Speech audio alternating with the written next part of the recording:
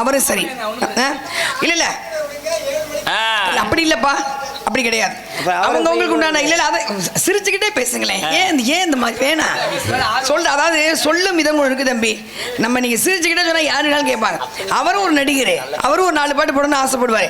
மணி 4:10 உங்களுக்கு 2 மணி நேரம் பேசலாம், 20 நிமிஷம் அக்கா 2 விஷயம் பேசலாம், நறுக்கு 10 விஷயம் போயிடுறேன். சரிங்களா? வாங்க சாமி, நான் அப்படின்னு சொன்ன பாட்டே ஆரம்பிச்சுக்க மாட்டேன். வாங்க பேசுங்க பார்ப்போம். யாருக்கு வாழ்த்து கூட வேணாம், பேசுங்க. தர்க்கதான் அரும்பி விதை விதைத்து கைதான் தலை வைத்து கண்ணீர் ததும்பி கருத்திடம் எடுத்த கண்மணியே, காவிய பொன்மணியே, அருமையான வணக்கம், அழகான வணக்கம், அன்பான வணக்கம், இதமான வணக்கம், இனிமையான வணக்கம். இன்றைய வணக்கம் இந்த இடத்தை அலங்கரிக்கக்கூடிய அளவிற்கு அதி அற்புதமாக இருக்கிறது. இருந்த போதிலும் ஒரு தாயை எப்படி வணங்க வேண்டும், ஒரு தந்தையை எப்படி வணங்க வேண்டும், ஒரு குருவை எப்படி வணங்க வேண்டும், ஒரு தெய்வத்தை எப்படி வணங்க வேண்டும், வரக்கூடிய விருந்தினர்களை எப்படி வணங்க வேண்டும் என்பதற்கெல்லாம் வரைமுறைகள் இருக்கின்றது. என்று சொன்னால் ஒரு கரும்பை எடுத்துக்கொண்டோமானால் அந்த கரும்பிற்கே 3 வித சுவை கொடுத்திருக்கிறான். முதல் கடி கசப்பு, நடுக்கடி இனிப்பு, கடைசிக்கடி உப்பு. முதல் கடி கசப்பு என்று சொன்னால் அந்த கொளுத்தாடை பகுதியை கடித்து சாப்பிட்டால் அது கசப்பு தமிழதாக இருக்கும். நடுவில் உள்ள பகுதியை கடித்து சாப்பிட்டால் அது இனிப்பு சுவதாக இருக்கும். கடைசியில் வந்த தூர்ப்பாகத்தை கடித்து சாப்பிட்டால் அது உப்பு சுவதாக இருக்கும். இப்படி ஒரு கரும்பிற்கே 3 வித சுவை கொடுத்திருக்கும் பொழுது என்னை வணங்கி வரவேற்றிருக்கின்றாய். என்னை வணங்கி வரவேற்ற உண்மை வாழ்த்துவதன் கடமை அல்லவா? ஆகையால் பூ போலே உன் புன்னகையில் பொன்முலகினை கண்டேனம்மா, போலே உன் புன்னகையில் பொன்முலகினை கண்டேனம்மா, என் கண்ணில் கல்லில் மணியே, என் உயிரே உயிரில் ஒளியே, பூ போலே உன் புன்னகையில் பொன்முலகினை கண்டேனம்மா.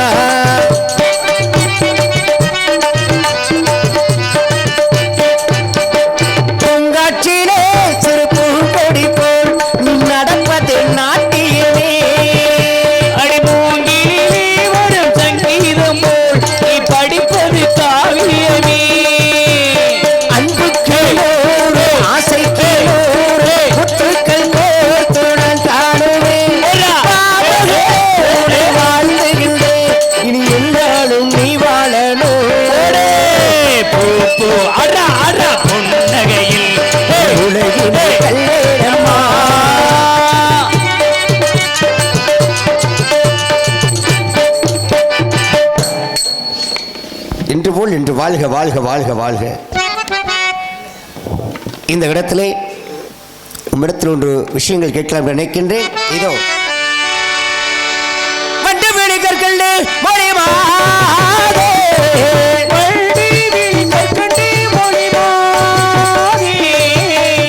வண்டு விழிகர்கள் மொழிமாதே, நீ வாழ்ந்திருக்கும் நாடது சொல்.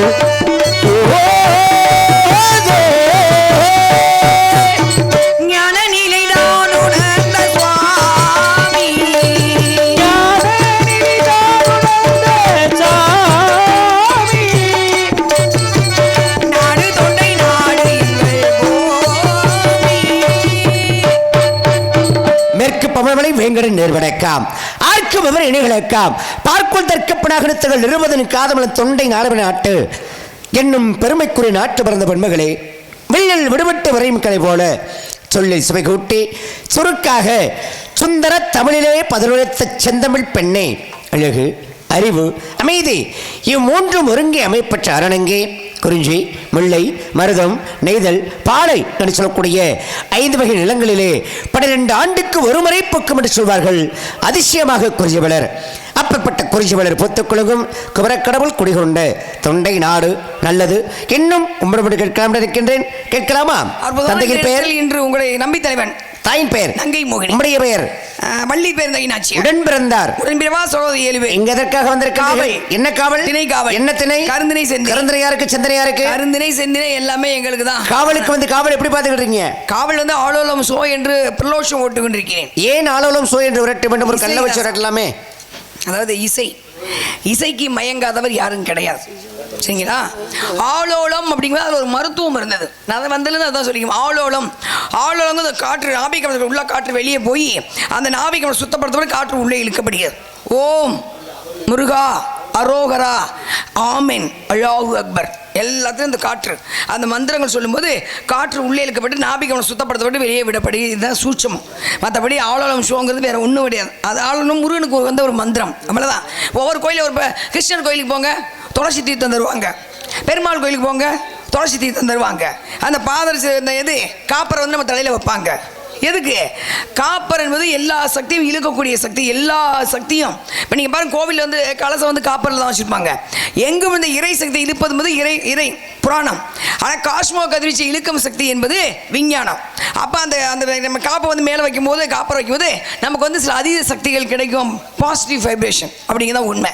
அது மாதிரி பெருமாள் சிவன் கோயில் போனால் குங்குமம் தர மாட்டாங்க, திருநீர் தான் தருவாங்க. ஆத்தா அம்பாள் கோயிலுக்கு போனால் அங்கே வந்து குங்குமம் தருவாங்க. அது மாதிரி வேப்பலை அங்கே வச்சு சாமி கும்பிடுவாங்க, வேப்பலை தீர்த்தம் தருவாங்க. ஒவ்வொன்றுக்கும் ஒரு சாமி. அது மாதிரி இங்கே நான் இடத்துல ஆளோலம்ங்கிறது எங்கே ஒன்றுக்குள்ளே வளர்க்கப்படி ஒரு மந்திரமாகப்பட்டது. ஒவ்வொன்றுக்கும் ஒரு விஷயம் இருக்குது சாமி. இதைத்தான் இது பண்ணலாம் சட்டம் கிடையாது. தேவையில்லாமல் அடிச்சுக்கிட்டு மண்டே பேசி நீ பெரிய அதெல்லாம் நான் கிடையாது. வந்தம்மா நறுக்குன்னு அழகாக ஒரு பாட்டு பாடினீங்க. பூ போன்ற புன்னகையில் உலகம் புன்னகையில். புன்னகை என்பது மிகச்சிறந்த ஒரு மருந்து, நோய் தீர்க்கும் மருந்து. உங்களுக்கு தெரியாது. சிரிச்ச முகமாக இருங்க, பார்த்துக்கிட்டே இருக்கலாம், பிரச்சனைகள் தீரும், மன்னிப்பு வழங்கப்படும். அப்படியே கட்டு வச்சு அந்த முகத்தை பார்க்க முடியுமா சொல்லுங்கள்? எவ்வளோ ஐஸ்வர்யா தான் பார்க்க முடியுமா? பார்க்க முடியாது. அவள்கிட்ட குடும்பம் நடத்த முடியுமா? நடத்த முடியாது. அன்பிற்கு உண்டாடை, அன்பிற்கு ஈடுன்னு எதுவும் கிடையாது.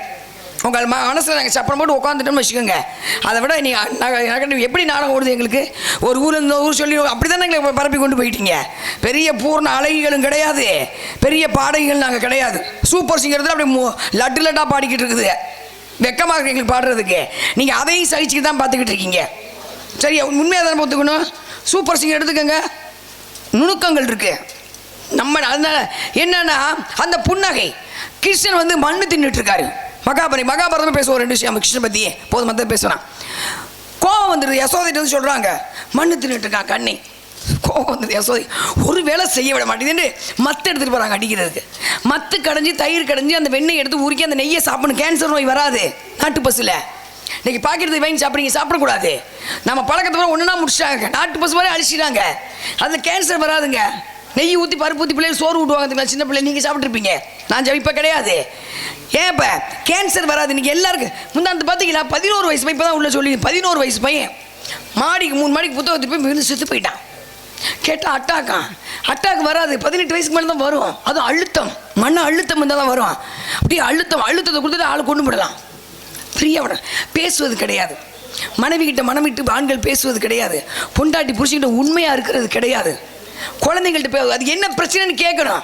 பள்ளிக்கூடத்துக்கு போயிட்டு இருந்தே என்ன பிரச்சனைன்னு கேட்கறது கிடையாது. யார் என்ன சொன்னா, பக்கத்தில் தோழிகள் என்ன சொன்னாங்க, தோழன்னு எதுவுமே யாருமே கேட்கறது கிடையாது. இப்படி ஆளாளுக்கு ஒன்று வச்சு பார்த்துக்கிட்டே இருந்தா அந்த அழுத்தம் என்ன ஆகும் சொல்லுங்க? சத்தியமாக என் வீட்டுக்கு யாரையும் வரவிட மாட்டேன். நானும் என் வீட்டுக்கு யார் வீட்டும் போக மாட்டேன். ஏன் தெரியுங்களா? உண்மையிலேங்க நம்ம போனோம்னா ஒன்று செல்ல பார்ப்பாங்க, டிவியை பார்த்துப்பாங்க. ஏன்டா போகணுன்னு இருக்கோம். என் வீட்டுக்கு வந்தாலும் பேச கேட்கமா, எனக்கு நான் பேசணும். கலந்து பேசினா சில விஷயங்கள் புரியும். படித்து தெரிஞ்சுக்கூட கலந்து பேசுறது இல்லை. அந்த காலத்தில் உட்காந்து சாவடியில் பேசுவாங்க தெரியுங்களா? ஏன் அப்படியே கவலையோடு போய் உட்காருவோம். ஒருத்தன் என்ன பிரச்சனை, இதை விட பெரிய பிரச்சனை சந்திச்சவன் நான், வீடு போயிட்டு போகுது அப்படிங்கிற மாதிரி பேசும்போது மனம் இலகுவாகும். எதுக்கு இறந்தவங்க வீட்டில் வந்து பறை இசை ஒழிக்கிறாங்க? அவர் இறந்துட்டார், ஒருத்தர் இறந்துட்டார், அது துக்க வீடு தானே. அப்போ வந்து எப்படி வந்து பறை இசைக்கிறாங்க சொல்லுங்க? என்னப்பா பறை இசை? ஏன்னா அந்த இறந்தவங்களோட துக்கத்தை ஒரு சில தாங்க முடியாது, பலவீனமாக இருப்பாங்க.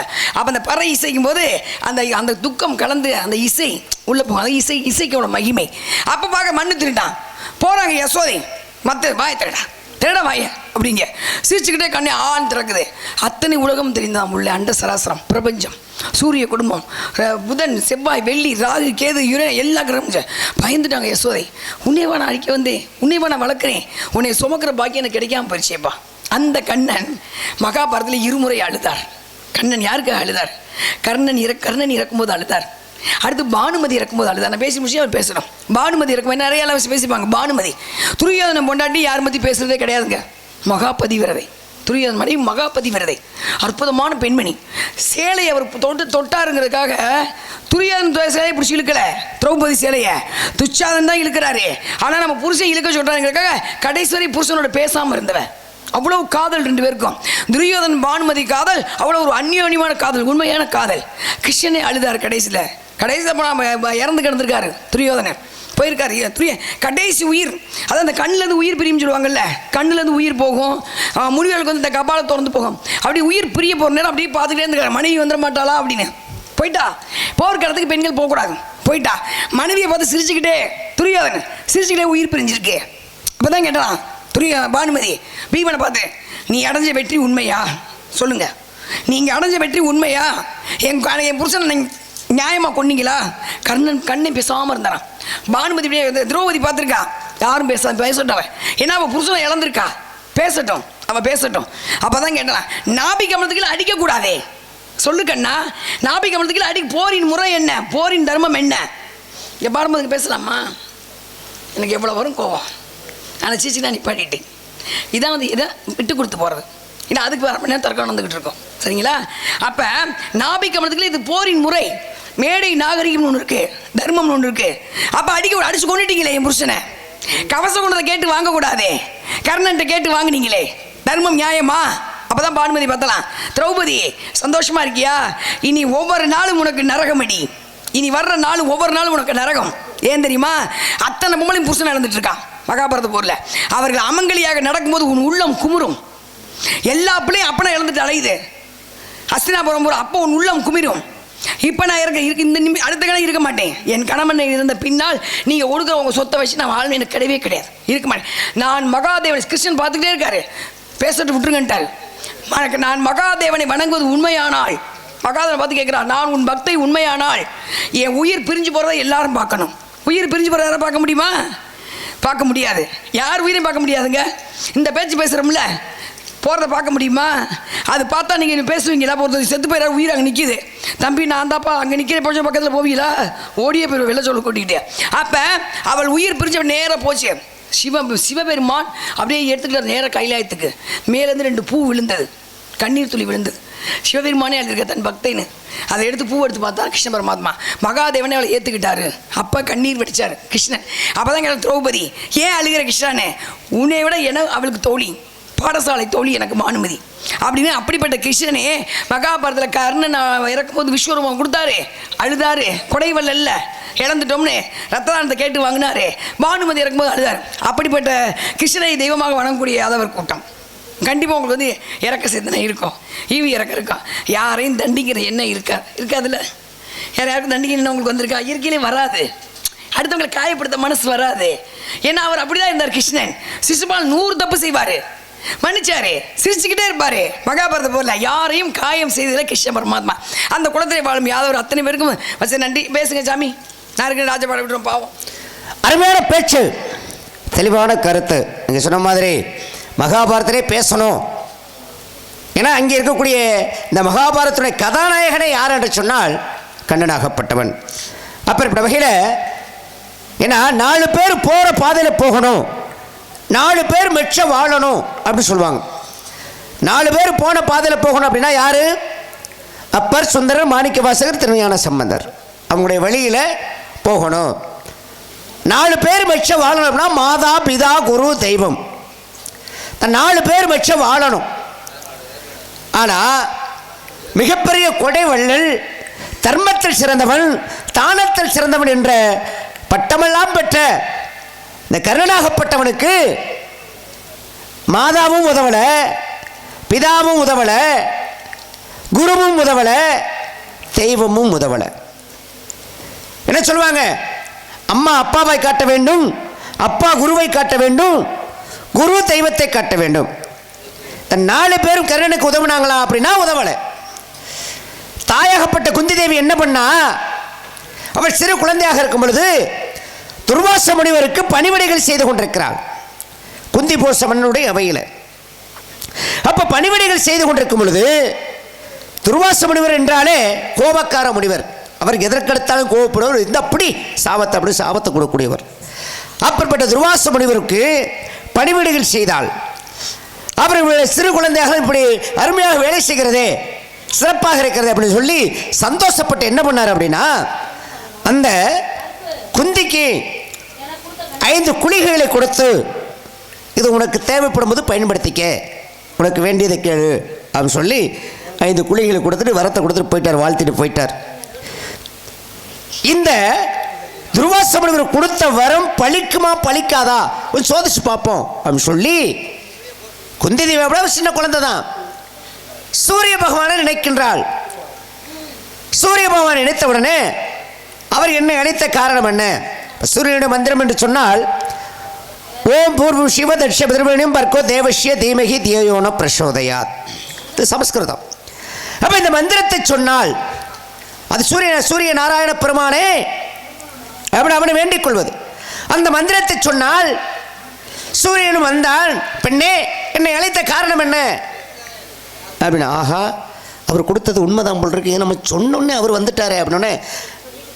அப்ப சூரிய பகவான் சொன்னா நான் வந்துட்டேன் இந்தா பிடி அப்படின்னு சொல்லி ஒரு குழந்தை கொடுத்தான். கர்ணம் என்று சொன்னால் கன்னம். அந்த கன்னத்திலிருந்து ஒரு குழந்தையை பிறப்பித்து அந்த குந்திதேவியுடைய கையில் கொடுத்துட்டு போயிட்டார். சூரிய பகவான் போயிட்டார். இவள் பார்க்கின்றாள், அவளும் சிறு குழந்தை தானே, நாமே குழந்தை நமக்கேன் குழந்தை அப்படின்னு சொன்ன மாதிரி நம்மளே ஒரு குழந்தையாக இருக்கிறோம். இதில் யாருக்காவது தெரிஞ்சாக்க பிறர் பார்த்தால் எள்ளி நகையாடுவார்களே, நமக்கு சங்கடமாகுமே அப்படின்னு நினைத்து அந்த குழந்தையை ஒரு துணியை சுற்றி அங்கிருந்த ஒரு பெட்டிக்குள்ள வச்சு ஆற்றுல அனுப்பிவிட்டார். ஆற்றில் அந்த குழந்தை மிதந்து வருகிறது. அதில் என்று சொல்வது தேரோட்டியாகப்பட்டு எடுத்து வளர்க்கின்றான். எல்லா வித்தைகளையும் கற்றுக் கொடுக்கின்றான். அப்பற்பட்ட அந்த இடத்துல குந்தி தேவி ஆகப்பட்ட தாயாகப்பட்டவள் அந்த கர்ணனுக்கு உதவவில்லை, ஆத்தோடு அனுப்பிவிட்டார். அதன் பிறகு தந்தையாகப்பட்ட சூரிய தேவன் அவனுக்கு ஏதாவது உதவிகள் செய்தானா அப்படின்னா எந்த உதவிகளுமே செய்யல. குழந்தை கொடுத்துட்டு போனவன் தான். அதே மாதிரி குரு, அந்த குரு என்று எடுத்துக்கொண்டால் பரசுராமனாகப்பட்டவர். பரசுராமனை குருவாக ஏற்றுக்கொண்டு வித்தைகள் கற்றுக்கொண்டிருக்கிறான் கர்ணனாகப்பட்டவன். அப்போ ஒரு நேரத்தில் கர்ணனுடைய தொடையில தலை வைத்து பரசுராமனாகப்பட்டு தூங்கிக் கொண்டிருக்கிறார். இந்த நேரத்தில் இவனை எப்படியாவது காட்டிக் கொடுக்க வேண்டும், அவனுக்கு ஒரு சாபத்தை வாங்கி கொடுக்க வேண்டும் அப்படிங்கிற காரணத்திற்காக இந்திரனாகப்பட்டவன் என்ன பண்ணா, ஒரு ராட்சத புழுவாக உருவம் எடுத்தான். அவர் ராட்சத புழுவாக உருவம் எடுத்து அந்த கர்ணனுடைய தொடையை ஒரு புறத்தில் போய் துளைத்து மறுபுறத்தில் வெளியில் வந்தார். அங்கே பாருங்க, அப்படியே குருதி வெள்ளம் ஆறா போய்கிட்டு இருந்துச்சு, ரத்தம் ஓடிக்கிட்டு இருக்கு. பரசுராமன் தூங்கிக்கிட்டு இருக்கிறார். சில துளி அவர் மேலே பட்டுச்சு. அப்படி ஊறி போகும் பொழுது கண் விழித்து பார்க்கின்றார், அங்கே ஒரே ரத்த வெள்ளமாக கிடக்கு. இதை பார்த்த உடனே அவனையும் பார்க்கிறார், கர்ணனையும் பார்க்கின்றார். அவன் எந்தவித அசியம் இல்லாமல் பேசாமல் இருக்கிறார். ஒரு அந்தணனுக்கு இதை தாங்கக்கூடிய சக்தி கிடையாது. இப்படிப்பட்ட இந்த ரத்த வெள்ளத்தை பார்த்தால் அந்தணன் பயந்து ஓடி விடுவான். ஆனால் இவன் இவற்றை எல்லாம் தாங்கிக் கொண்டிருக்கிறான் என்றால் இவன் உண்மையிலே அந்தணனா இல்லை சத்திரியனா அப்படிங்கிற சந்தேகம் பரசுராமனுக்கு வருகின்றது. உடனே பார்த்தார், கர்ணா நீ உண்மையிலே அந்தணனா இல்லை சத்திரியனா அப்படிங்கிற விஷயத்தை கேட்கும் பொழுது அவன் அந்தணன் அல்ல சத்திரியன் என்பது தெரிய வருகிறது. அந்த நேரத்தில் தான் பரசுராமன், கர்ணா நீ கற்ற வித்தைகள் அனைத்தும் காலத்திற்கு உதவாமல் போகட்டும் அப்படின்னு சொல்லி சாபத்தை கொடுத்தார் குருவாகப்பட்ட பரசுராமன். அப்ப அந்த கர்ணனுக்கு குருவும் உதவவில்லை. கடைசியாக தெய்வம். மகாபாரத போர் நடந்து கொண்டிருக்கிறது. அந்த போரிலே அர்ஜுனனுக்கும் கர்ணனுக்கும் போர் நடக்கிறது. அம்புமலை பொழிகின்றான் கர்ணன், அதாவது அர்ஜுனாகப்படும் கர்ணன் மேல. அப்படி அம்புமலை பொழியும் பொழுது அனைத்து அம்புகளும் பட்டும், ஆனால் கர்ணனுடைய உயிர் மட்டும் போகல. காரணம், தர்ம தேவதையாகப்பட்டவள் அவனை உயிரை போக விடாமல் தாங்கி பிடித்துக் கொண்டிருக்கிறாள். அங்க பேசுறதானப்பா கேக்குது. விடுங்க, பேசுங்க, விடுங்க, நீங்க பாட்டு பேசுங்க, அவ்வளவுதான். போயிட்டு நம்ம போலாம். அங்க அந்த சத்தம் வந்துச்சுன்னா நான் என்ன பேசணும் எனக்கு தெரியாம போயிடும். 4 பேர் கவனிக்கிறாங்க போதும். அதுக்கு வேற 1/2 மணி நேரத்தை போட்டு நேரம் கொஞ்சம் அமைதியாக இருப்பா. நேரம் இல்லை. அப்ப நேரம் நமக்கு பேசதான் முக்கியம். இந்த கர்ணனாகப்பட்டவன் உயிர் போகாமல் தர்மதேவதை தாங்கி பிடித்துக் கொண்டிருக்கிறாள். அப்ப அர்ஜுனன் கேட்கிறான் கண்ணனை பார்த்து, கண்ணா நான் எத்தனையோ அம்புகளை எய்து விட்டேன், இத்தனை அம்புகள் பாய்ந்தும் கர்ணனுடைய உயிர் போகவில்லை, அவன் இன்னும் உயிரோடு இருக்கின்றான். அதற்கான காரணம் என்ன, உனக்கு தெரியாதா அப்படின்னு கண்ணனை பார்த்து அர்ஜுனன் கேட்கின்றான். அப்பதான் கண்ணன் சொன்னாரு, அர்ஜுனா என்னதான் சொன்னாலும் முடிச்சிருங்க. அடுத்து இல்ல ஒரு விஷயம் சொன்னீங்க, அதை அங்க மைண்ட் போடாத நம்மளோட கவனம் சொல்றேன் சொல்லி முடிக்க. அப்படி அங்கேயே கவனிக்க பேசுங்க. அர்ஜுனாகப்பட்டவன் கண்ணனை பார்த்து கேட்கின்றான். அப்ப சொன்னே கண்ணன், அர்ஜுனா சற்று பொறு அப்படி சொல்லி தேர், ஏன்னா அர்ஜுனுக்கு தேர் சாரதியாக இருக்கிற யார் என்று சொன்னால் கண்ணனாகப்பட்டவன். அப்ப கண்ணனாகப்பட்டவன் தேரை விட்டு இறங்கி கீழே செல்கின்றான்.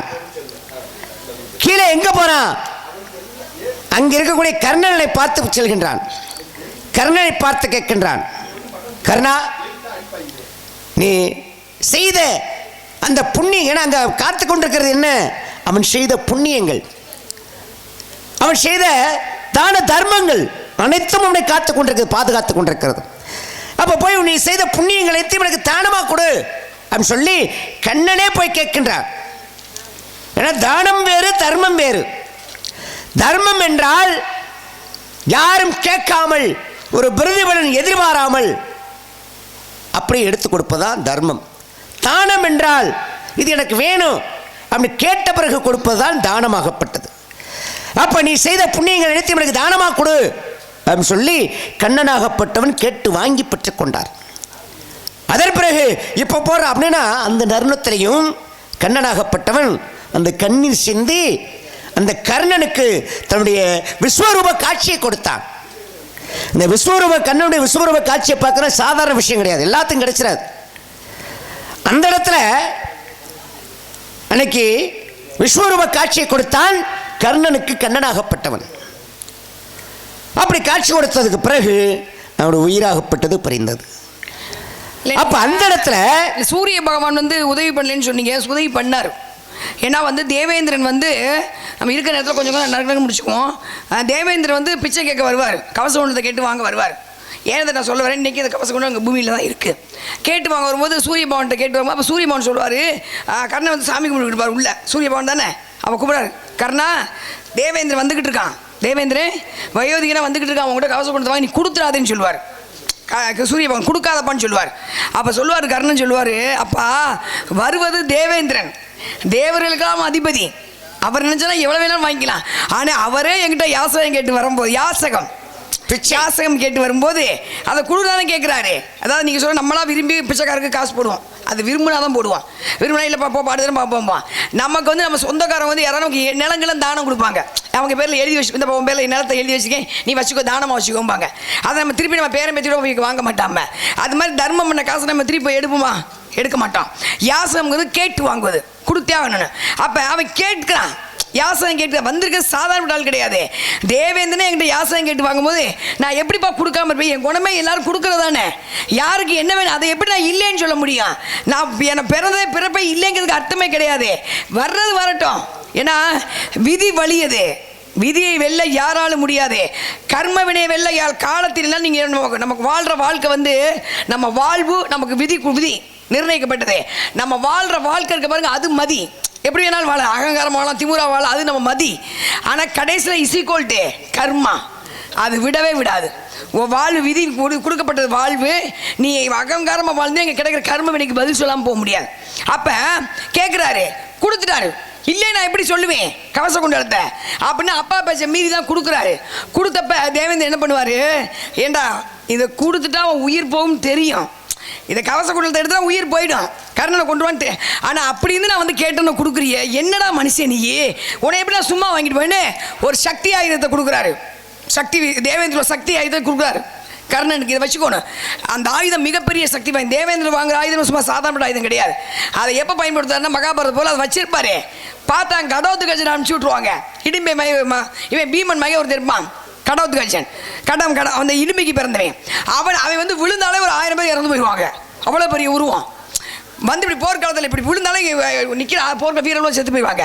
பார்த்தாங்க கர்ணன், ஐயோ விட்டா விழுந்து எப்படி கொண்டு முடியாது, கவுரில் கொண்டு வந்தா அந்த சக்தி ஆயுதத்தை அவன், ஏன்னா சக்தி ஆயுதத்தை பயன்படுத்துறதுங்கிறத இடிமை மகனை வர சொல்லுவாங்க. அப்போ கவசம் கொண்டு தான் வாங்கிட்டார், வாங்கி கொண்டு போயிட்டு இருக்காரு. மன அழுத்தம் மது அருந்த ஆரம்பிச்சார் தேவேந்திரன். அப்போ தான் தேர் பேசிட்டான். தேர் இதுக்கு மேலே நான் போக மாட்டேன் ஏன் மாறிடுமா. ஒரே ஒருத்தர் போயிருக்கார். அந்த சுற்றி இருக்க மக்கள் எல்லாமே வாழ்ந்து நல்லா வாழ்கிறாங்க. அவங்க இன்னும் அங்கே உள்ளதான் கவச குண்டலம் இருக்குது. ஆனால் உள்ளே யாரும் போகிறது கிடையாது. ஒரே ஒருத்தர் ஆராய்ச்சியாளர் போயிருக்கார். போனவர் கண் பார்வை இழந்து வந்திருக்கார். சரிங்களா? அப்போ இதெல்லாம் ரகசியம், இதெல்லாம் அறிவியல், இதெல்லாம் அதிசயம் இந்த பூமியில் நடந்துச்சா இருந்துச்சு. என்னைக்கு கர்ணன் கவசம் யார் நேராக பார்க்குறோம் அவங்க கண்மார்வை போயிடும். அவ்வளோ சக்தி வாய்ந்தது. பூரி ஜெகநாத் கோயிலில் இதயத்தை எடுத்து மாற்றும் போது அந்த பூசாரி கண்ணை கட்டிக்குவார். முதல்ல சொன்ன மாதிரி கண்ணை கட்டிக்குவார், வாயை முடிக்குவார். அவர் ஒரு ஆள் மட்டும் தான் எடுப்பார். ஏன்னா நேரடியாக பார்த்தால் கண் போய்விடும். அவ்வளோ இருக்கு. வைரத்தை மூக்கில் அணிங்க. நம்ம ராசி பக்கம் நமக்கு அவ்வளோ கஷ்டம். சாபம் வாங்கப்பட்ட உலோகம் வைரம். தங்கத்தை எதுவுமே கலக்காமல் நீங்கள் போட்டிங்கன்னா கண்ணு தெரியாமல் போயிடும். இவ்வளோ விஷயம் இருக்குது. அது மாதிரி இன்றைக்கி கர்ணனி கவச குண்டலமும் அந்த இடத்துல இருக்குது. கிருஷ்ண பரமாத்மாவோட இது இதயமும் இன்னமும் பூரி ஜெகநாத் கோயிலில் துடிச்சிக்கிட்டு தான் இருக்குது. கலியுகம் இவ்வளோ நாளாச்சு. ஒரே விஷயங்க, கலியுகம் எப்போ தெரியுமா அழிய ஆரம்பிச்சிச்சு? இரவு பகலாக மாறும்போது ஏட்டில் போட்டிருக்கே 8 மணிக்கு மேலே நீங்களாம் சின்ன பிள்ளைங்க நிசப்தமாயிருவாங்க தெரியுங்களா? இரவு பகலாக மாறும்போது, உணவு விஷம் என்று தெரிந்தே மனிதன் அருந்தும் போது. உணவு இருக்கா? இன்றைக்கி நீங்கள் துரித உணவு சாப்பிட்றீங்களா? அதுபோல் விஷம் தெரியும். தெரிஞ்ச விஷம் என்று தெரிந்தே மனிதன் அருந்துவது. இளைஞர்கள் தங்கள் தலை அசிங்கமாக மலித்துக் கொள்வது. இந்த அடிமைக்கு வெட்டி இளைஞர்கள் அதுமாதிரி மலித்துக் கொள்வது. பெண்கள் கருப்பு நிலையை மாறுவது. பெண்கள் தன் கணவனை விட்டு இன்னொரு ஆடவனும் ரொம்ப தைரியமாக அப்படி தான் செய்வோம் என்ன அப்படிங்கிற நாள் வரும்போது, கணவனாகப்பட்ட ஆண்கள் தனியாக இருக்க அப்பராணி பிள்ளைகள் சொத்தை அபகரித்து வாங்கும் போதும், பெற்ற குழந்தைகளுக்கு துரோகம் பண்ணும் போதும், கூட பிறந்த இதெல்லாம் நடக்கும்போது உலகம் அழிவின் ஆரம்பம். நான் சொல்லலை, ஏட்டில் போட்டிருக்கு, நடந்துக்கிட்டு வருதா? அபிராமிங்கிற பொம்பளை 2 பிரியாணிக்கார 2 பிள்ளையை பற்றி வயிற்றுல சுமந்த பிள்ளையை கழுத்து நிச்சு கொண்டாலா? புருஷனை நான் பார்க்கவே மாட்டேன். ஒரு 5 நிமிஷம் ஏதாவது செய்தி பார்த்தோம்னா புருஷனை கழுத்துக்கு போட்டு கொண்டாலா? காதலித்தவனை கொள்கிறார்களா? 8 வருஷம் 10 வருஷம் காதலிச்சவங்களை எப்படி மனம் வருகிறது? அதான் கலியுகம். இது நடக்காமல் இருந்தால் தான் அதிசயம். காதலிச்சவனை கொள்வது, குடும்பத்தில் பொண்டாட்டியை கொள்வது, குடும்பம் வயிற்றுல சுமந்து வந்த பிள்ளையை கொள்வது, எப்படி மனம் வருகிறது? வாழ்க்கை முரண்பட வாழ எப்படி மனசு வருது? சொல்லி வச்சுருப்பாங்க, இப்படி வாழு, இப்படி வட்டம் போட்டு வாழ்க்கையின் லாக் எவ்வளோ பெரிய சொல்லிவிட. அதை மீறிட்டோம். அப்போ வருவது மிக பயங்கரமாக இருக்கும். இனிமேல் வர்றது மிக பயங்கரமாக இருக்கும். எதுவுமே பண்ண முடியாது. இயற்கை உங்களால் வெல்ல முடியுமா? மகாபாரத போரில் அவ்வளோ தூரம் தூங்கினார். ஏதாவது முடிஞ்சிச்சா? மகாபாரத போரை நிப்பாட்டவே முடியல. யுகம் அந்த மகாபாரத 18 நாள் நடந்து முடிஞ்சு 50 பேர் இறந்தாங்க. யார் சாதிச்சா? கடைசியில் 50 பேர் அழுதுக்கு இருந்தாங்க. யாரும் சாதிக்க கிடையாது. இப்போ இங்கே யாரும் சாதிக்க போகிறோம்? எவ்வளோ பணம் தான் 4 இட்லிக்கு மேலே திங்க முடியுமா? வந்தாங்க, சாப்பாடு போட்டிங்க. எனக்கு நான் மீன் சாப்பிட மாட்டேன். ஏன்னா காசிக்கு போய் இந்த ருத்ராட்சம் போட்டேன், மீனை நிப்பாட்டிட்டேன். பிராய்லர் போட்டாங்க, சாப்பிட மாட்டேன். கொஞ்சம் ரசம் ஊற்றுக்கு சாப்பிட்டு வந்துட்டேன். இதான் மதிப்பு. அங்கே நான் சண்டை போட முடியுமா? அங்கே செஞ்சு வச்சுக்க உங்கள் கடமை. எனக்கு பிடிக்கல, நான் வந்துடணும். அங்கே நான் சண்டை போடக்கூடாது. ஆனால் சண்டை போடுவாங்க. இதுதான் இது கலியுகம். ஒன்றும் எதுவுமே இந்த பண்ண முடியாது. சரிங்களா? முடிச்சு நான் போயிட்டே இருக்கணும். இதை அங்கே போனோம்னா நேரம் சொல்கிறோமே, சொல்கிறதுக்கு இல்லையா? நம்ம சொன்னோம்னா உங்களுக்கு மன அழுத்தம் வரும். இதான் மன அழுத்தம் வரும். சரிங்களா? பிள்ளைகளிடம் பேச மன அழுத்தம் வரும். மன அழுத்தமாக கொண்டு வரக்கூடாது. மன அழுத்தம் வராமல் இருக்க என்ன பண்ணுமோ அதை மட்டும் தான். வாங்க, என்ன விஷயம் வந்துருக்கீங்க? வாங்க, நறுக்குன்னு இடத்துக்கு வாங்க பார்க்கலாம். அவ்வளோதான். என்ன சொல்கிறாங்க? நான் பேசுவது, நான் நல்லா வீடியோ 2 பக்கம் எடுத்துக்கிறீங்க. துளியும் என் கதாபாத்திரத்தை மாறாமல் நான் பேசுவேன். இதுதான் உண்மை. கலியுகத்தை மாற்ற நம்மளால முடியுமே. கிருஷ்ண பரமாத்மா கல்கி அவதாரம் எடுத்து வந்தாலும் அவரே 1000 கேள்வி கேட்பாங்க. கண்ணகியே மறுபடியும் பிறந்து வந்தால் அவத்தில் 52 கேஸை போடுவாங்க. போதுமா? கண்ணகி போனால் சிலம்ப தூக்கிக்கிட்டு நீதி சொல்டா, எனக்கு என் புருஷனை கொண்டுட்டீங்களே அப்படிங்கும்போது அவளுக்கு நீதி வழங்கப்பட்டது. செத்துனோட விழுந்து செத்தான். இன்னைக்கு ஒரு பொம்பளை நீதி கேட்க போக முடியுமா? போக முடியாது. அவன் மேலே 52 கேஸை போட்டு உட்கார வைப்பாங்க. போதுங்களா? 8 போனாங்க. நான் தொலைச்சேன். எங்கள் அக்கா அம்மா கல்யாணத்துக்கு மறுநாள் போய் பேங்கில் திருப்பிட்டு வந்து அப்போ பணத்தை அந்த பேக்கில் வச்சு நான் நகையெல்லாம் போட்டுக்க மாட்டேன். அந்த ருத்ராட்சம் எதுவுமே கிடையாது. இந்த ஒன்றே தான் மூக்கில் இருக்கணுங்கிறக்காக இருக்குது. தூக்கி விட்டாங்க. இப்போ இதில் பேருந்தில் போய் போலீஸ் நைட் நாடகத்துக்கு வரணும் உரங்கப்பட்டி. நான் சார் நாடகத்துக்கு போன கேஸ் எடுக்க மாட்டேங்கிறாங்க. என்னே தான் 7 மணிக்கு உட்காடுறாங்க. ஒரு பஸ்ஸில் ஏறி ஒரு பொம்மை எடுத்து அடுத்த பஸ்ஸில் போயிட்டான். சுற்றி விசிட்டு இன்ன வரைக்கும் வாங்க 2 வருஷம் ஆச்சு. போகல. அவ்வளோ நான் தான் மார்க்கிஷ் மாதிரி போயிட்டு விட்டுட்டு அது விட்டாச்சு. அவ்வளோதான். எது ஒன்று போட்டால் ஆரிய சோறு பழைய சோறு முடிஞ்சு போச்சு. அது மாதிரி விட்டுறணும், போயிட்டே இருக்கணும். நல்லா கேட்குறீங்களா? போதும். நான் தம்பி கேட்குறேன், நீங்கள் போதும். 15 மனசில் நல்ல விஷயம். இது மதி கர்மா ஒன்றும் பண்ண முடியாது. உங்கள் வாழ்க்கையை நீங்கள் கடவுள் கொடுத்த வாழ்க்கையை அழகாக வாழ்ந்தால் கர்ம வினை இருக்காது. இங்கே மாறுச்சுன்னா இங்கே கர்ம வினை இருக்கும். கர்ம வினையிலிருந்து தப்பிக்கவே முடியாது. சரிங்களா? பேசுங்க. இப்போ இதயம் அப்படின்னு சொன்னீங்க. ஏன்னா கிருஷ்ணனுடைய இதயம் இன்னும் பாதுகாப்பாக இருக்குது அப்படின்னு நல்ல விஷயம். ஏன்னா இதயம் பலவீனமானாலே ஒன்றும் பண்ண முடியாது. ஆனால் இப்போ பாருங்கள், இந்த கலியுகத்தில் நீங்கள் சொன்ன மாதிரி இப்போ இதயம் இதயம் அறுவை சிகிச்சை, மாற்று அறுவை சிகிச்சை அப்படின்னு பண்ணுறாங்க.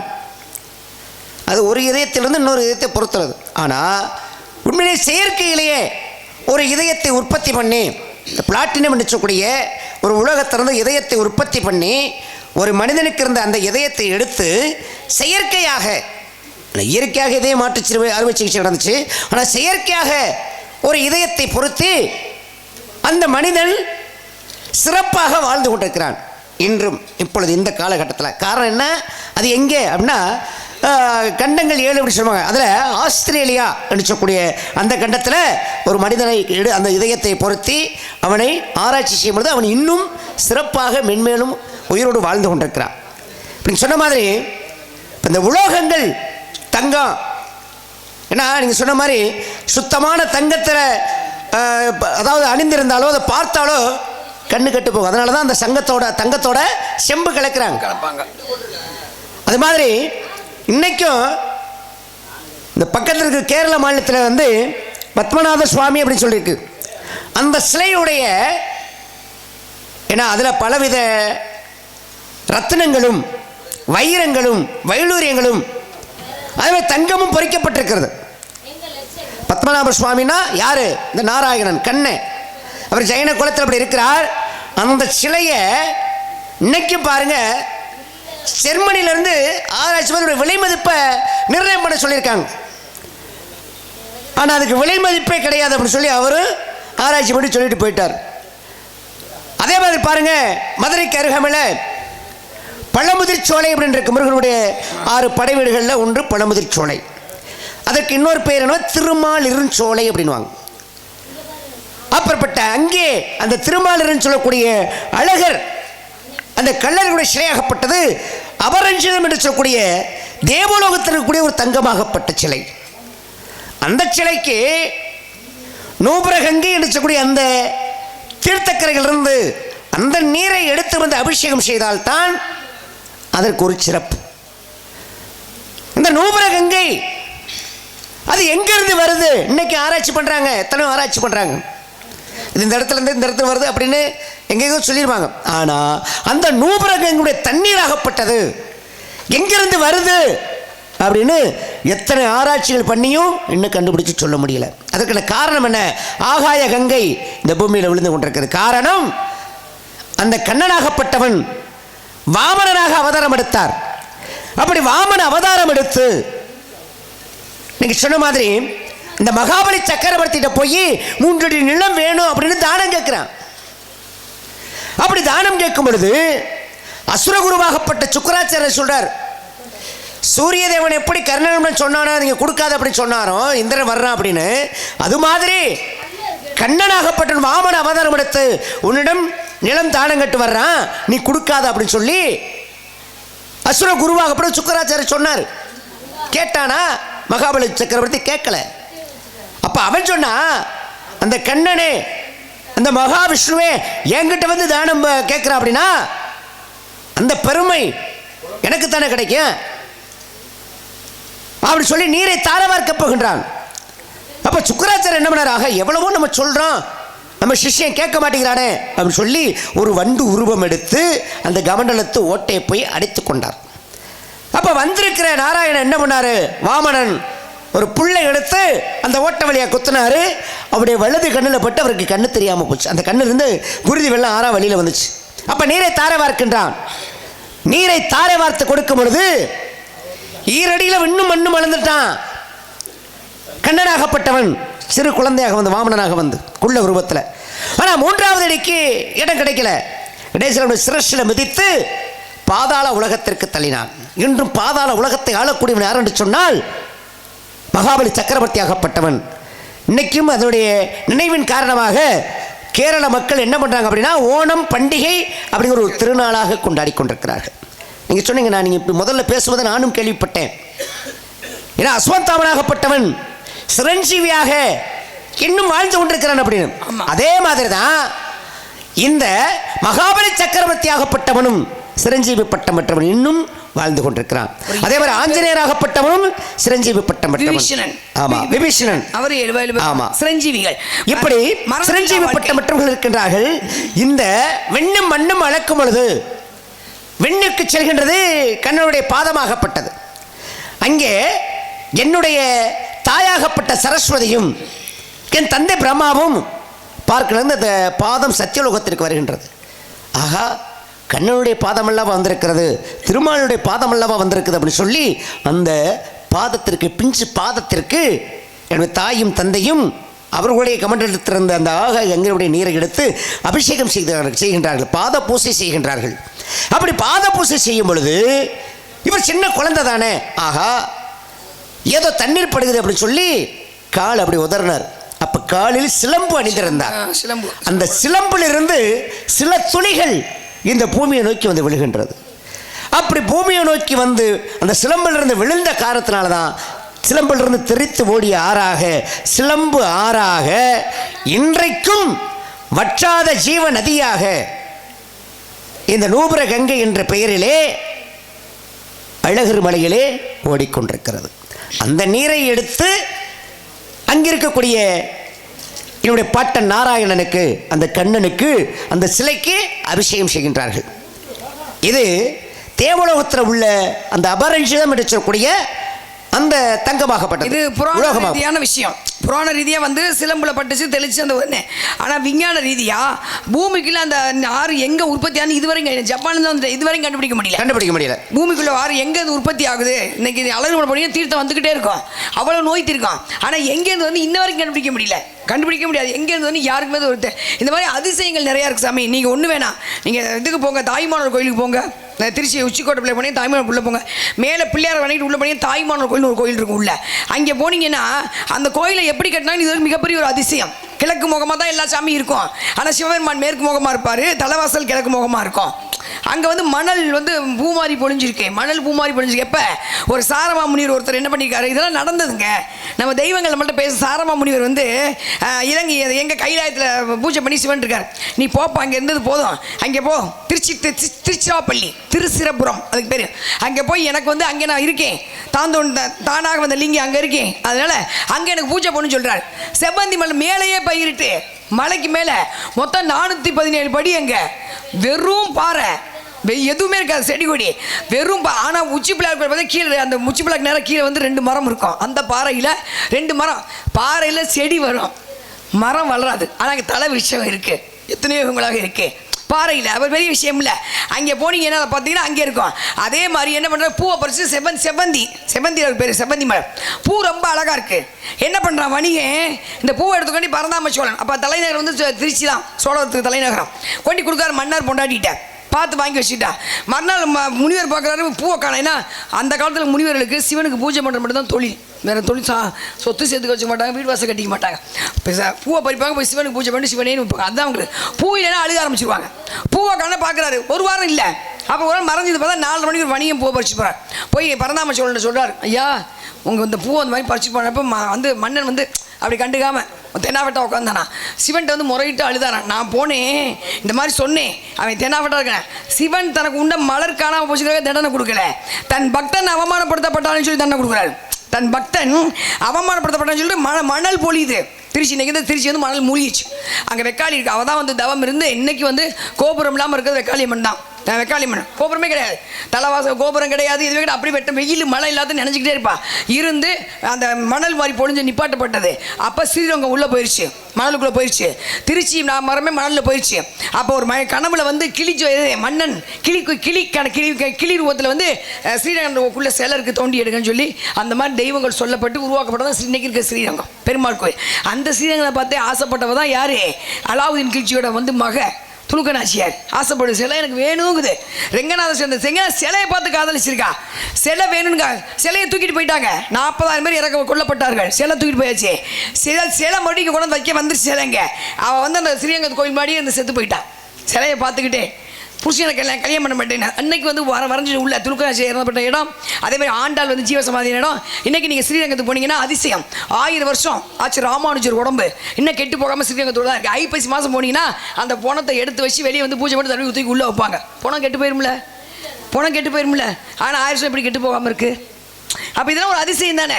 அதே மாதிரி நம்ம உடம்பும் அதிசயம் தான். நம்ம கண்ணு அதிசயம், காது அதிசயம், மூக்கு அதிசயம், நம்ம சாப்பிட்ற சாப்பாடு ஜீரணமாக்குற ஜீரண உறுப்புகள் அது அதிசயம். அது மாதிரி பெண்ணின் கருவறை, தாயின் கருவறை அதிசயம். விழுகிற ஆணின் வீரியம், ஒரு சொட்டு வீரியம் அதிசயம். அது கருவாகி குழந்தையாக பிறப்பது அதிசயம். திறந்த வாசல் மூடியப்போ மூடிய வாசல் திறப்பு அதிசயம். அந்த வளர்ந்த உடம்புக்கு வஞ்சகம் சூது இருக்கிறது மிகப்பெரிய அதிசயம். கண்டுபிடிக்க முடியுமா? அது மாதிரி இடுப்புக்கு மேலே வெள்ளி போடாதீங்க. அவர் சொன்ன தங்கம், இடுப்புக்கு மேலே வெள்ளி போடக்கூடாது, இடுப்புக்கு கீழே தங்கம் போடக்கூடாது.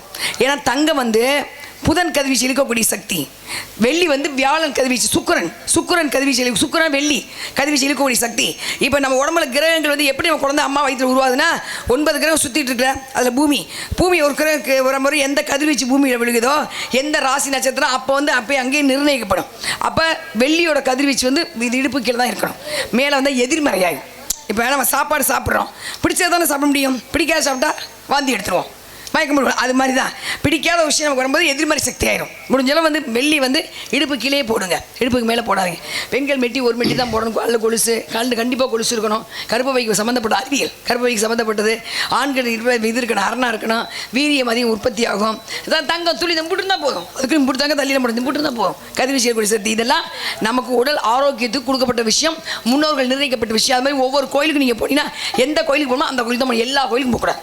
சகட்டு மணிக்கு நமக்கு என்ன ராசி நட்சத்திரம், நம்ம எந்த நேரத்தில் பிறந்தோம், நம்ம எந்த கோயிலுக்கு போனால் அதோட கதிர்வீச்சு நமக்கு பாயும் தெரிஞ்சுக்கிட்டு போனால் முழு பலன் அடையலாம். சகட்டுமே நீங்கள் எல்லா கோயிலுக்கும் போகக்கூடாது, போனால் அது எதிர்வினை ஆயிடும். இதெல்லாம் நிறைய விஷயத்தை உட்காந்து நீங்கள் படிச்சிங்கன்னா முன்னோர்கள் தான் நமக்கு அவ்வளோ விஷயம் சொல்லி நம்ம நல்லா இருக்கு சொல்லி, ஆனால் எல்லாம் தள்ளி விட்டு நம்ம வந்து வேறு பாதையில் கொண்டு போயிட்டு இருக்காங்க. அது முடிஞ்ச சுதாரிச்சுங்க வாழ்க்கை. அப்படி என்ன விஷயமா வந்தீங்க சாமி? ஏன்னா ராஜபாட்டு பாவம் அவரும் 4 பாட்டு நல்ல விஷயம் சொன்னீங்க. திருச்சியில் வந்து இப்படி பல அதிசயங்கள் இருக்கு அப்படின்னு. அதே மாதிரி காஞ்சிபுரம் மாவட்டத்தில் திருக்கழுக்குன்றம் சொல்லி ஒரு ஊராகப்பட்டிருக்கிறது. அந்த திருக்கழுக்குன்றத்தில் ஏன்னா சங்காகப்பட்டது எங்கே விளையும்? கடலில் தான் விளையும். ஆனால் அங்கே இருக்கக்கூடிய குளத்தில் இன்றும், அதாவது 12 ஆண்டுக்கு ஒரு முறை கடலில் விளையக்கூடிய சங்காகப்பட்டது இந்த திருக்கழுக்குன்றம் சொல்லக்கூடிய அங்கே இருக்கக்கூடிய குளத்திலிருந்து விளைகிறது. இதுவும் ஒரு ஐசியம் தான். ஏன் விளையணும்? என்ன காரணம்? ஏன்னா அது உண்மையிலே நடந்திருக்கு. முதலாக மார்க்கண்டேயன் காலத்திலிருந்து, அதற்கப்புறம் 1999 ஒரு சங்கம் வந்துச்சு. அதன் பிறகு ஒரு 12 வருஷம் கழிச்சு 2011 ஒரு சங்கம் வந்துச்சு. அதற்கடுத்து இப்போ 2022 23 ஒரு சங்கம் வந்தது. இதெல்லாம் ஒரு அதிசயம் தான். இப்படி அதிசயங்களே இன்னும் எத்தனையோ அதிசயங்கள் இருக்கு உலகத்துல, பேசலாம். நீங்க சொன்ன மாதிரி என்ன காரணத்துக்கு வந்தீங்க, நீங்க கூட வந்திருக்கிறது அதிசயம் தான். என்ன காரணத்துக்கு வந்தீங்க அப்படின்னு கேட்ட காரணத்தினாலே நீங்களுடைய அடைஞ்சிருக்கிற பருவம் மங்கை பருவம். அந்த மங்கை பருவத்துக்கு தகுந்த மாதிரி ஒரு மாப்பிள்ளை பார்த்துட்டு வந்திருக்கேன். மாப்பிள்ளை பேர் சொல்லுங்க. மாப்பிள்ளை பேரை சொல்றேன். இயற்றமிழ், இசைத்தமிழ், நாடக தமிழ் நினைச்சக்கூடிய தமிழுக்கும் தனிப்பெரும் கடவுள் அந்த முருகப்பெருமான் தான் உனக்கு அந்த மாப்பிள்ளை அப்படின்னு. அல்லுமகளும் இந்த அவசகை விடுத்து, அல்லுமகளும் இந்த அவசகை விடுத்து கொடுத்து சொல்லும் கூட்டி கொடுப்பதுங்கள்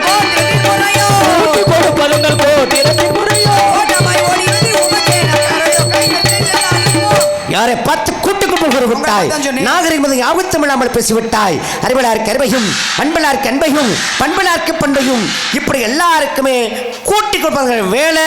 அதனால அந்த முருகப்பெருமானுக்கு உன்னை நிச்சயமாக சூரிய ஸ்மரத்திற்கு திருமணம் நடத்தி வைக்கின்றேன், வருகின்றேன். நாராயண நாராயண நாராயண. போயிட்டாங்க சாமி. முருகன் கட்டிக்கல முருகன் பேரை மாற்ற போறீங்களா? இல்லை நானா மனசு வச்சு காலையில் மாலை மாற்றினா தான் காலையில் உங்களுக்கு சம்பளமே. இப்படியே பேக்க தூக்கிட்டு போயிட்டேன்னு வச்சுக்கோங்க, சம்பளம் கிடையாது. வள்ளியை கொடுத்து மாலை மாதிரி காசை வாங்கிடுவாங்க அப்படின்றீங்க. அப்படி தானே? ஆமாம், வாய்ப்பு கொடுத்து பேசியதை கேட்டு அத்தனை பேர் சொல்லிடுவா. ஆமாம், ஒரே 2 நிமிஷம் பர்மிஷன். தம்பி பர்மிஷன் கேட்டுருக்கேன். 2 நிமிஷம். ஜாதகம் இல்லாமல் யார் வாழ்க்கையும் கிடையாது. எல்லாரோட வாழ்க்கையும் ஜாதகம் இருக்கும். உங்கள் வீட்டில் பேரன் பேத்தி பக்கத்து சொந்த ரிலேஷன் இருக்க ஜாதகத்தை தோஷம் வந்துச்சுன்னா எங்கேயும் பணத்தை கொடுத்து ஏமாந்துருக்க ஜாதக தோஷத்தால் நீக்க முடியாது. இந்த ஜென்மத்தில் என்னத்தை அனுபவிக்கணும், அனுபவிச்சு தீரணும். ஆனால் ஒரே ஒரு இடம் ஜாதக தாக்கம் கொஞ்சம் குறையும். எங்கே தெரியுங்களா? திருச்சியிலேருந்து சமயபுரம் கேள்விப்பட்டிருப்பீங்க, முத்துமாரி யாதா கோயில் கேள்விப்பட்டீங்க. அங்கேருந்து 16 கிலோமீட்டர் சிறுகனூர் பிரிவுன்னு ஒன்று இருக்குது. அங்கே போனீங்கன்னா திருப்பட்டூர்னு ஒரு ஊருக்கு. அங்கே போய் பிரம்மன் கோவில் இருக்கும். 3000 பிரம்மபுரீஸ்வரர் தலைவிதி மாற்றக்கூடிய பிரம்மபுரீஸ்வரர் கோவில்னு இருக்குது. அங்கே கொண்டு உங்கள் ஜாதகத்தை வச்சிங்கன்னா தாக்கம் கொஞ்சம் குறையும். தாக்கம் போகிறது அமாவாசை பௌர்ணமி, மற்ற எல்லாரும் போகாதீங்க. எந்த கோயிலுக்கு போனாலும் அமாவாசை பௌர்ணமிக்கு போங்க. ஏன்னா அப்போ தான் அந்த பூமி வந்து நெருங்கும், சூரியன் சந்திரன் நெருங்குவாங்க.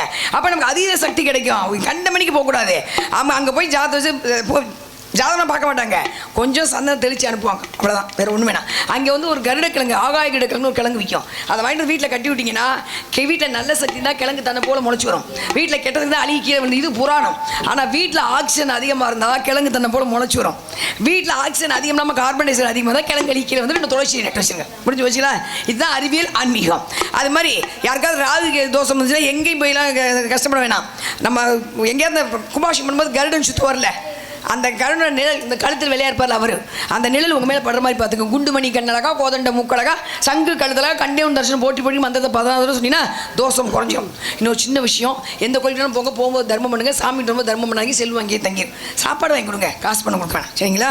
இன்னொன்று, வீட்டுக்குள்ளே ஏதோ நடமாடுற மாதிரி இருக்குது, படுத்தா தூக்கம் வர மாட்டேங்குது, பயமாக சின்ன இருக்கும் வீட்டுக்குள்ளே, யாரோ செய்வேன்லாம் உண்டு, கெட்ட சக்திலாம் உண்டு, அது கண் திருஷ்டி உண்டு. அப்படி இருக்கும் சந்தேகம் இருந்தால் நீங்களே பரிகாரம் பண்ணிக்கோங்க.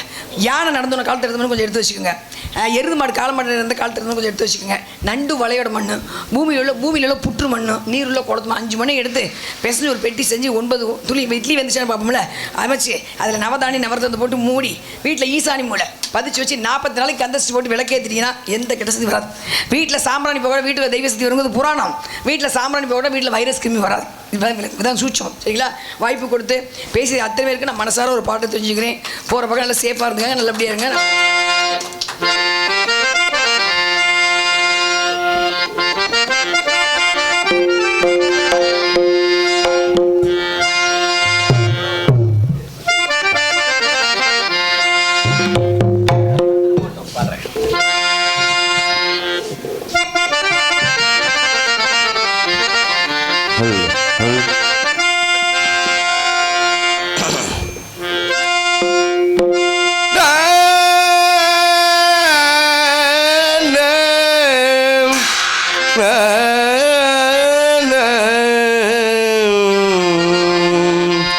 தென்னாடுடைய சிவனே போற்றி, எந்நாட்டவர்க்கும் இறைவா போற்றி, என் இனம் காத்த ஈசனே போற்றி போற்றி, என் குரல் வளம் காப்பாய் என் குல தெய்வமே இருளனே போற்றி போற்றி.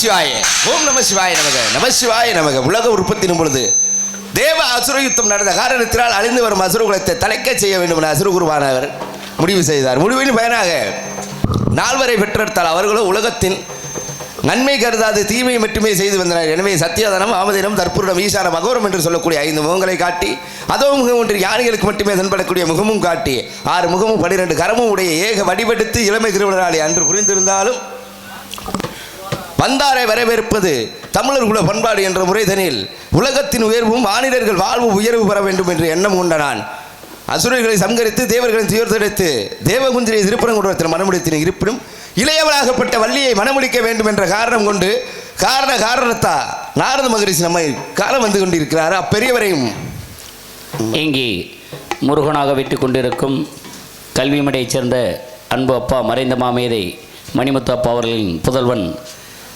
மணிபாபு அவர்களுக்கு பொன்னாடையும் மரக்கன்றும் யாதவ இளைஞர்கள் சார்பாக அன்பளிப்பாக அளிக்கிறார்கள். பொன்னாடை போற்றி கௌரவப்படுத்திய நாடக கலா ரசிப்புக்களுக்கும் ஊர் பொதுமக்களுக்கும் மற்றும் இந்த மண்ணை பொன்னாக்க வேண்டும் என்று எண்ணம் கொண்டு ஒவ்வொரு நடிகளுக்கும் மட்டுமல்லாது இங்கு வந்திருக்க அனைவருக்கும் மரக்கன்றுகள் கொடுத்து அற்புதமான வழிமுறையில் நடத்தி செல்லும் இளைஞர் பெருமக்களுக்கும் எனது சார்பாகவும் நான் சேர்ந்திருக்கும் கலைக்குழுவின் சார்பாகவும் நன்றி நன்றி இறந்த வணக்கம்.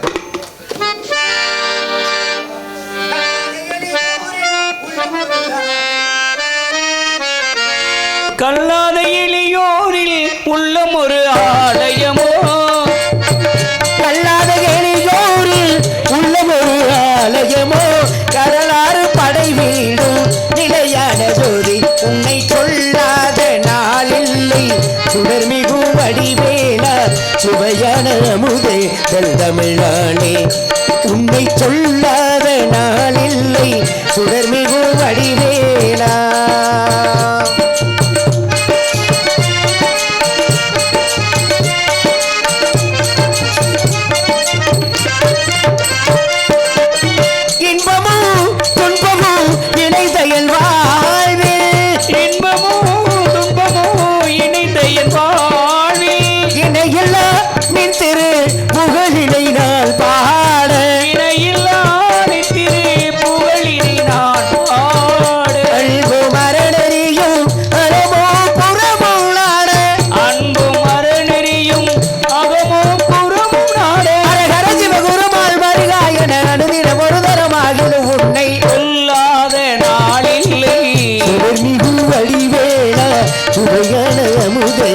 தமிழானே உன்னை சொல்லாத நாளில்லை சுடர்மிகு வடிவேலா சுடர்மிகு வடிவேலா சுடர்மிகு வடிவேலா. முருகா வர வேண்டும் அன்பிற்கினியவரே வருக வருக.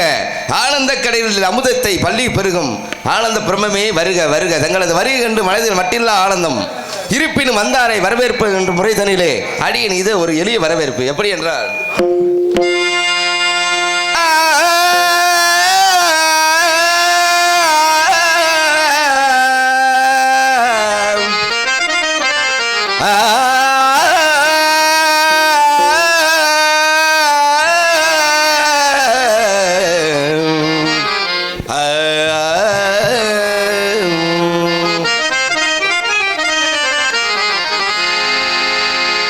இனிதான சுரஞால இசை மேதையே இனிதான சுரஞான இசை மேதையே எனதல்மை உயர்வான தவயோகியே எனதல்மை உயர்வான தவயோகியே இனிதான சுரஞால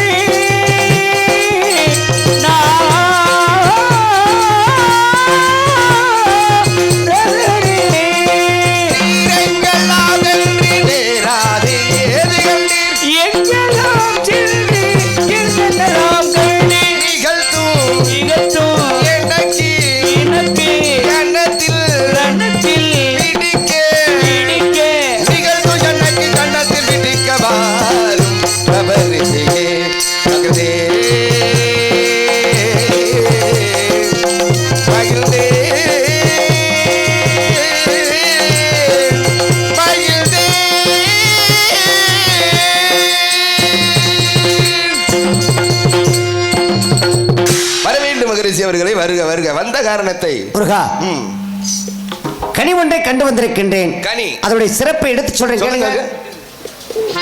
மாங்கனிக்கும் தேன்கடலே மண்கனிக்கும் மேலினிக்கும் ஒரு பூங்கனியை கண்டு மனம் பூரித்தே ஐய முருக முருக முருக நான் கணில்வேன் அக்கணியை இக்கணமே சென்று அதை கொய்யாமல் கொய்தனைக்கே வேண்டுமையா. இதான் முருகக்கனுடைய சிறப்பு. அற்புதமான கவி இருப்பின் அடிய இருப்பவர்கள் மட்டும் கேட்டு போலாம் இருக்கேன். சாய்க்கம் என்ன முனியே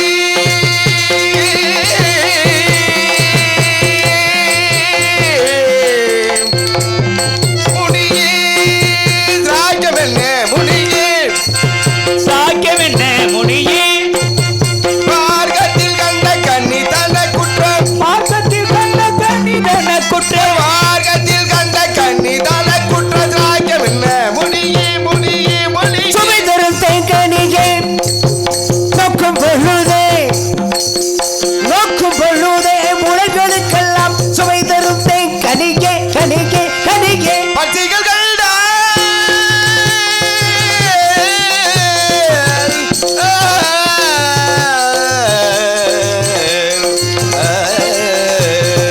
இதய கதவுகளை திறக்க ஓடி வந்து திரையில் சிக்கிக் கொண்டு வேணம்மா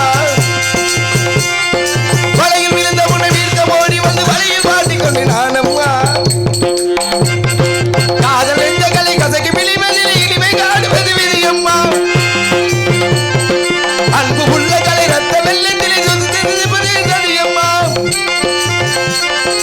உடல்களை அழைத்திட ஊருக்கு வளர்ந்து பாரம்மா உள்ளத்தை பெருத்திட பாருக்குள் எவர்ந்து சொல்லம்மா பத்திகள் கண்டால் இல்லேரும் அதை பற்றி பச்சிடாதோ சொல்வீர் பட்சிகள் கண்டால் பறந்தோடுமாகையால் பச்சமுடனே செய்வீர். கண்டு வந்தது கண்ணிகள்ல கண்ணியை தான் பார்த்து வந்திருக்கின்றேன். ஆதிகள் அமிர்தவள்ளி சுந்தரவள்ளி எனும் அங்கிற்கு வாக்குறுதிகள் அதில் பாதி முடிந்து விட்டது. சுந்தரவள்ளி சுதந்திரமாக இருக்கின்றாள். அவள் வேடுவர் குலமாக இருப்பதால் தாங்களும் ஒரு வேடுவரை போல சென்று மானை மானை மானை மானை என்று மானை துரதிச்சு சென்று அம்மான்மகளை ஒரு முறைக்கு உங்க அம்மா மக சரிங்க. கடிமணம் பிறந்து காட்சி கொடுக்க கொண்டு வருவார். சென்று வருகிறேன் ஆசிதாருங்க. பூமாலையோடு பாமாலை பாடி வருவேன். சென்று வாருங்கள், வென்று வாருங்கள். ஜானுங்க